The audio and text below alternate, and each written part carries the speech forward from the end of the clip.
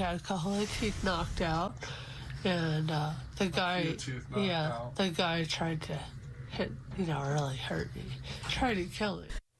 He tried to kill me. That's Mary Klein speaking to Fox 11 earlier this month as she recovered from a brutal assault near the Venice Canals.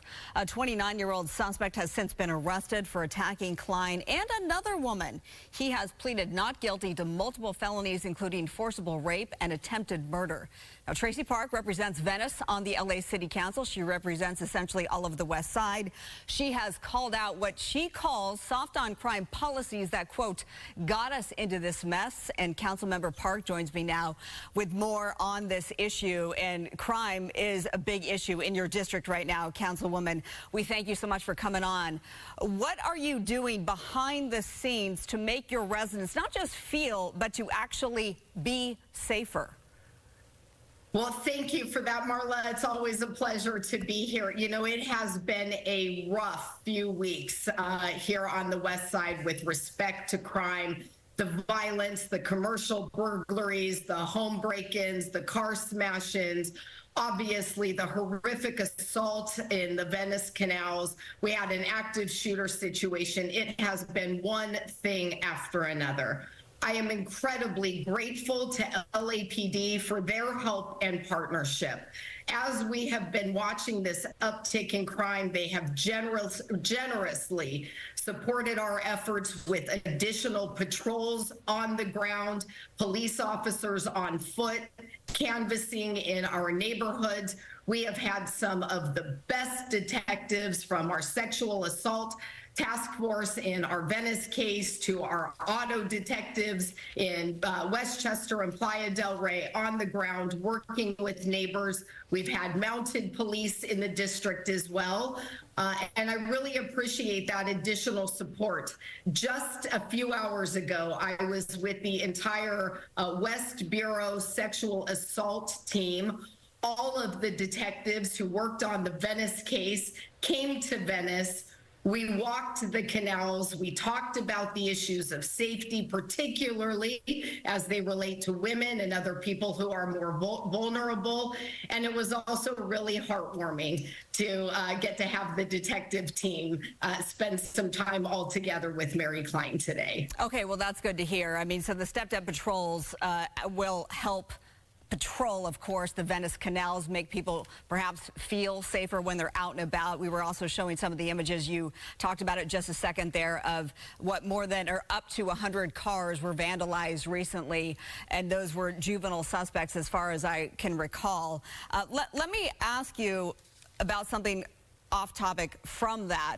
And this is about really COVID-19, right? And there has, of course, been in place within the city of LA a vaccine requirement for all current employees and future city employees. There was a leaked document. We got our hands on that. And it seems to suggest that that vaccine requirement will expire May 12th, and that also effective May 12th, employees who resigned or were fired may be eligible for rehire. Is this your motion that you're introducing? Even if it's not, do you expect that this will be signed, and if so, when? So yes, last fall, I did introduce a motion asking our city attorney to opine and report back to us with what a potential pathway to roll back the vaccine mandate might look like and include.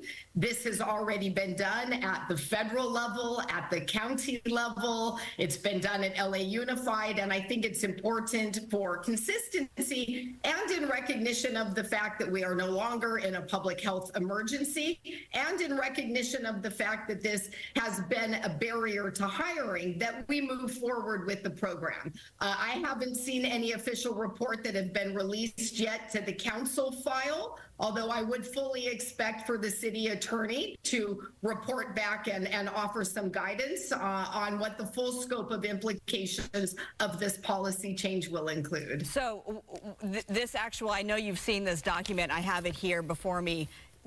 Who is responsible for this? Who drafted this?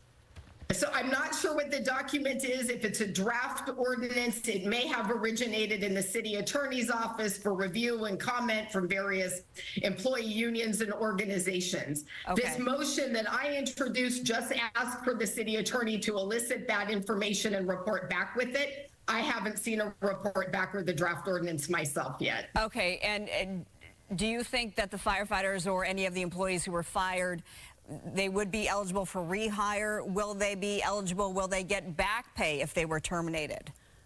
I think those are all valid questions that certainly are going to have to be addressed, and I would defer to the city attorney's advice on that, which we just haven't heard yet. Okay, so May 12th is right around the corner. I know you're not sure about this draft document that I have before me, but you do hope that the city attorney will sign it. Well, I haven't seen it, so I can't say without having read it, but whatever draft ordinance may be floating around, it's still going to have to go through personnel, and then it's going to have to come to the full city council for a vote. Okay, all right, and you would vote for it?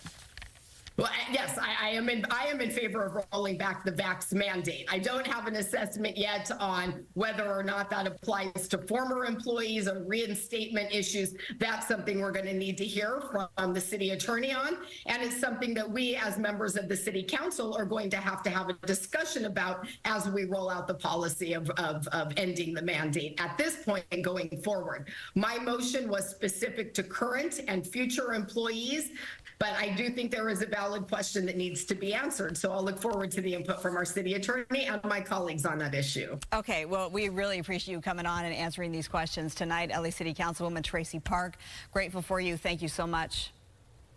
Thank you so much, Marla.